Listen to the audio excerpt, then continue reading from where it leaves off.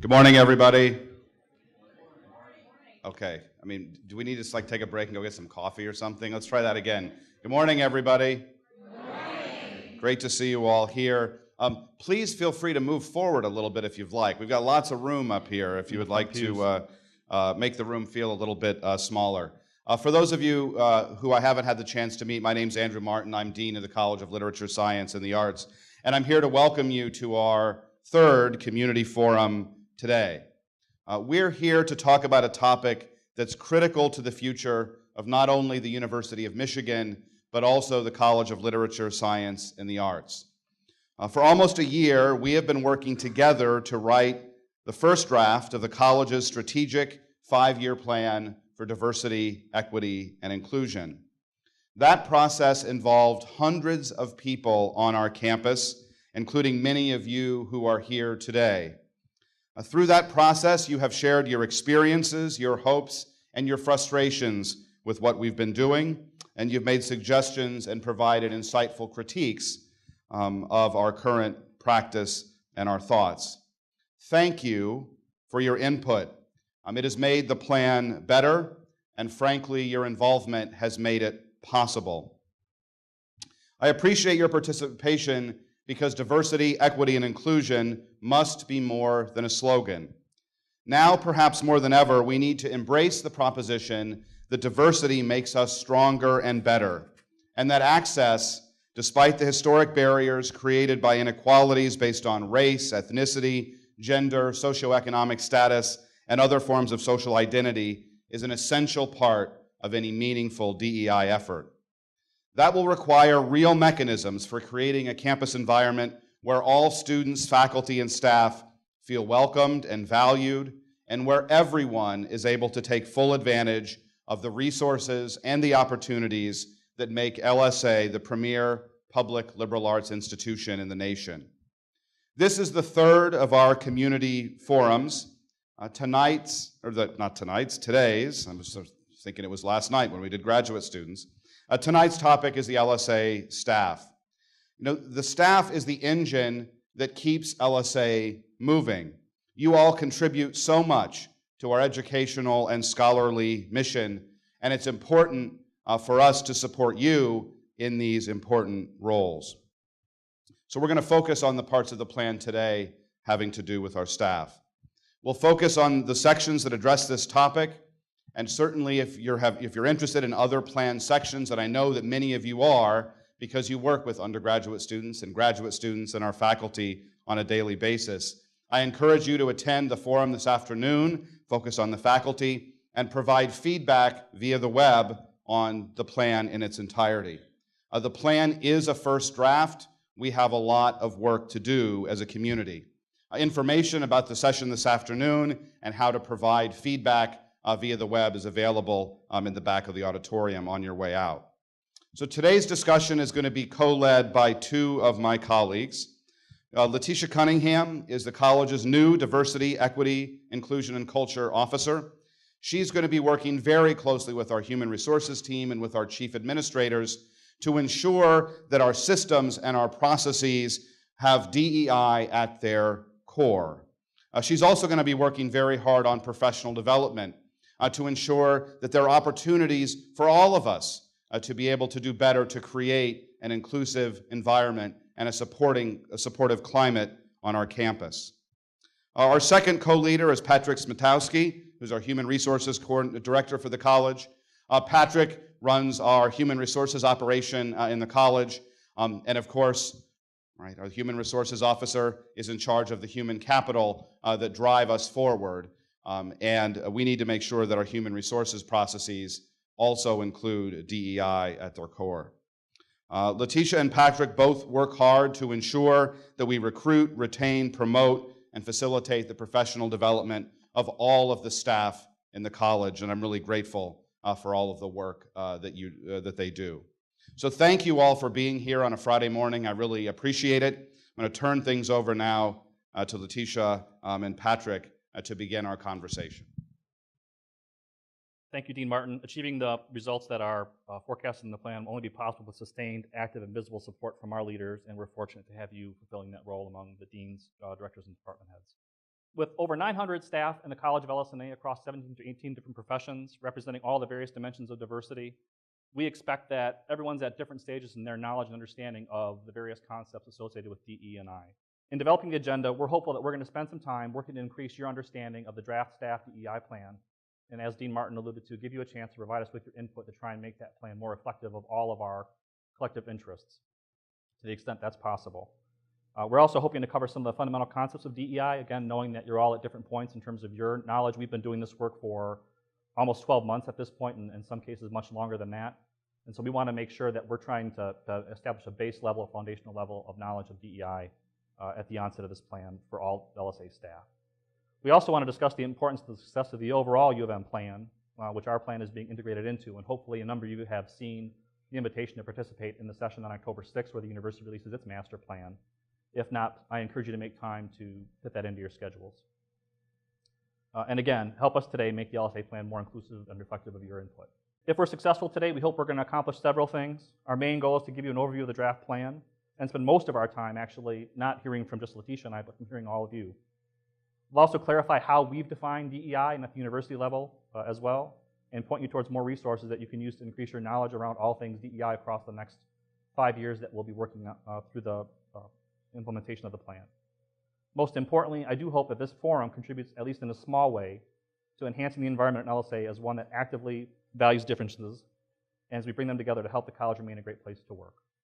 Why DEI matters. Underlying demographics for faculty, staff, students, and other members of the university community are constantly changing.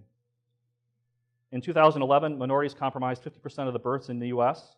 By 2060, the US could become a nation with no race or ethnicity claiming a majority. Thanks to medical progress, we're all living longer, but 70% of us, once we're over 50, can expect to deal with some kind of significant disability for the rest of our lifetimes. Those of us in Generation X and Y are likely looking forward to more elder care responsibilities than previous generations.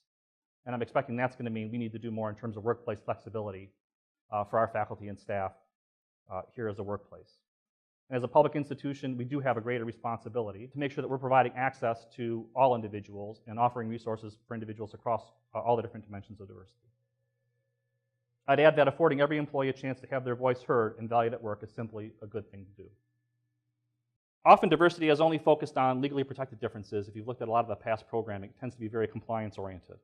We want to communicate that, as you can hopefully see in the slide, we're much more multidimensional in our support for diversity. We want LSA to be a place that's inclusive, respectful, and encouraging of people in all aspects of their diversity, and a place where diversity is not divisive. If you've worked for any private sector, public sector organization, you've likely seen different definitions of diversity, equity, and inclusion. If you look on the university's master site, you'll see that President Schlissel has articulated definitions for the university on DE&I. And if you've had a chance to read through the draft DEI plan for LS&A, you'll see that we refine those definitions to fit the college as well. But we wanted to make sure that people had a fairly quick and simple reference to understand what the differences are between these three concepts as we start this 5-year journey together. And we thought that this analogy from Provost Rob Sellers, who actually had been chair and faculty member in our Department of Psychology, did a simple and elegant way of communicating the differences between the concepts. And as you saw, if you had a chance to take a look at the draft plan, we've had some existing efforts underway for diversity, equity, and inclusion for several years. And we'll talk a bit about how Letitia and I and the HR staff and all of you can help build upon those past efforts. In the area of staff recruitment and selection, we've been engaging in a variety of efforts to try and attract and retain diverse staff. We've done a significant amount of outreach for key positions across the dean's office and chief administrator positions to try and diversify our applicant pools. That's resulted in more diverse hires in a number of cases.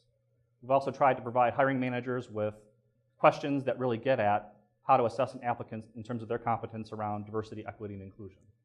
We've also provided education around how to reduce bias, both in the selection process as well as in the performance evaluation process. Around staff climate, we partner with LSA facilities, with institutional equity and the ADA coordinator there, and a number of internal and external resources to help accommodate staff that have a variety of mental and physical disabilities, to make sure that those employees all have the accommodations that they need to be able to do the work that they came here to do. Additionally, we've done a significant amount of work advising employees in the units on managing changes associated with a variety of different DE&I issues. We've helped several units that have individuals who are going through gender identity transitions, where we've partnered with both the employee and the unit to make that as smooth of a transition as possible in both cases. Though less popular, we also spend a significant amount of our time investigating DE&I related concerns, resolving those in a quick and a fair and appropriate manner. In terms of staff training and development, we invest about $160,000 a year between tuition support and the staff professional development budget in a variety of staff training and development that includes a number of opportunities for DE&I related training. We've been an ongoing sponsor of the MLK Symposium led by Business and Finance for a number of years. We've also provided support for a variety of staff to attend the Women of Color Career Task Force Conference, as well as the Connect the Dots Worth Light Conference, which is coming up again this year, and external conferences like the Elevate Gen Y Women's Conference across the last few years. We also review all 900 staff performance evaluations and pay increases to make sure that there aren't inequities present, either in the text of those performance evaluations or in the pay data itself. The effort I've been happiest about being involved with, obtaining support to repurpose resources to create a position dedicated to staff diversity, equity, and inclusion. I'm thankful that Dean Martin and members of the cabinet supported this request early on, so we had another pair of hands to focus on this work. I'm very pleased to pass the torch in more ways than one to Letitia Cunningham, who's going to discuss our future DEI efforts going forward. Thanks, Patrick. So I have been in my position for about 2.5 months, 5 hours, and 16, no, I'm joking. But in the time that I've been in my position, I've really been trying to get a hold on what we're currently doing, what the university has done in the past, and what we will be doing going forward. And that has involved meeting a lot of chief administrators from departments all over. We have 117 departments and units, and trying to meet with people to determine what are best practices, what are people doing well, and what areas people are struggling in. So a lot of the things that I'll discuss will be focused on not only those conversations that I've had, but also an administrative form survey that was sent out that most of you probably participated in. And a lot of that feedback not only was incorporated into LSA's strategic diversity plan, but a lot of it is slated to be, we've already done and is slated to be improved upon going forward. So I'll start with professional development. And before getting into that, I also want to say that President Schlissel's initiative for this 5-year strategic diversity plan is great, but it's also important to remember that LSA has already engaged in, invested a lot of resources, time, energy, and effort into a lot of things prior to this. So we're just building on to that going forward. And our plan that will eventually, there's 49 individual plans that will eventually be rolled up to the university's overall strategic diversity plan. So for professional development, one of the things that I've been working on, and this is as a result, again, of some of the feedback that was received from the administrative forum, is an intercultural responsiveness training. Now what that is, it's a workshop, and it focuses on unconscious bias, generational differences, communication differences, and a number of different things. But first and foremost, which I think people appreciate the most, is the opportunity to have discussions that you otherwise wouldn't have, and getting people to engage across all different levels in those types of conversations. And I always want to know how people feel about that. And so we asked for feedback, and it was well received. And so far, the second floor dean's office has received that training, the workshop. And going forward, the next one is October 4th, and it's for IT and finance. But eventually, it will be rolled out to all of LSA staff. There's also a dialogue on social matters in the works. The reason why, and it's almost finalized, you'll be hearing about this further. The reason why this initiative was put into place, it's one of the first or most common things that I've heard from people upon starting my position was that staff would like to be equipped with the tools to have those hard conversations, not only with faculty and other staff, but also students. And in light of a lot of national issues and local issues related to bias that are going on, not only in Michigan, but right down the street at EMU, people want to feel as though they can have those conversations and know what to say. And although we're not always going to get it right, they just want tools to be able to have those conversations. And so the dialogue will focus on resources that we have at the University of Michigan to help you subject matter experts, as well as a separate component to deal with those types of matters and to discuss things that have worked for some people and ways to deal with situations that we anticipate coming forward. There's also specialized programming. There's not a one-size-fit-all training for all departments and units. So I've met with, like, for instance, LCAP. They would like a specific dialogue tailored on a specific topic. And that's something that we have been working on as well as a result of the administrative form survey. Different interests came out of that. So moving on to recruitment and selection. One of the most important things when it comes to D&I is diversifying pools. You want to be able to, not only from a student standpoint and from a staff point, see people that reflect you in leadership positions and otherwise. In order to do that, we have to know where to post, know where to recruit, and maintain that and enforce it so that we're all doing it. There are general websites that we currently post on, but in doing that, we get a lot of people who may not be qualified for particular positions. And so one of the projects that I've already engaged in is creating an affinity group listing that you can go to for a specific career family and find out what are the resources? Is there a national organization for minorities in X that I can post to? Is there a local group where we can partner up with and keep a continuous flow of jobs that come up? And so that is another project that is in the works. I am also working on looking at our affirmative action plan data. I'm not sure if you all know, but the university conducts an annual affirmative action plan. And what that does is it captures all of the university employees by career family, and it shows what the national data says is available for a particular job family and where we are with that. So for instance, if it says there's 50% of people available who are either women or minority, in this particular group with the University of Michigan, or LSA in this example, only hires this amount. So there's a 30% gap. What are we doing about that gap? And trying to make a good faith efforts to fill that gap. Now, I won't get too in-depth in the logistics around it, but another misconception that people have is about Proposal 2. In talking to people, individuals feel as though Proposal 2 relates to staff and staff hiring, and it doesn't. Way before Proposal 2, it was not legal to hire based on a person's race, age, gender, ethnicity, you fill in a blank with a protected class. And because of that misconception, people are more hesitant to go out and do outreach. Now, although we are not trying to, we cannot base a hiring decision on those protected classes that I mentioned, we still are required to make good faith efforts at least to diversify the pool. Because the more diverse the pool, the better the chances that we'll actually hire someone to who will fulfill a goal, women or minority. I'll move on to the winter 2017 slated LSA policy review. So I have a series of meetings set up that it was supposed to start in the winter, but we'll actually be starting in November to review LSA policies. Again, we heard your voices when we did that administrative forum survey, and that was one of the things that came up.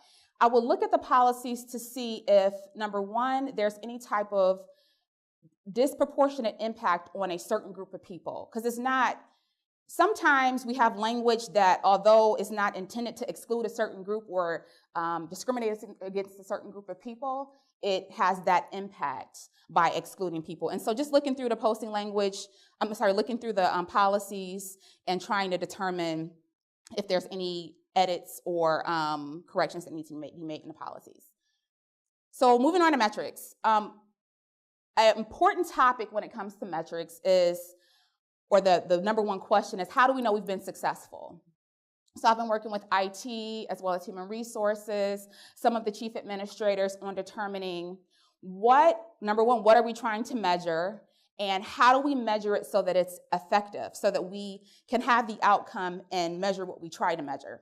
And not only that, have some baseline data so that going forward, we'll know that we improved. And a lot of this is new, so in order to have something that's really substantive, it may take a couple of years, but we are working on how to measure if our pools are being more diversified, if our positions are, if the training that we're putting out is effective or you find it useful. So those are some of the things that we're working on. And last but not least, every single workshop or training that comes from me, it will have a pre and post test attached to it for that purpose. not only so you can see yourself, well, how do I know if I've actually learned something? Is this just rhetoric? Is this the same thing that I already know? Or, and also I'll use it for my own purposes to know if I need to make some tweaks and changes going forward. So I mentioned a lot about the administrative firm survey.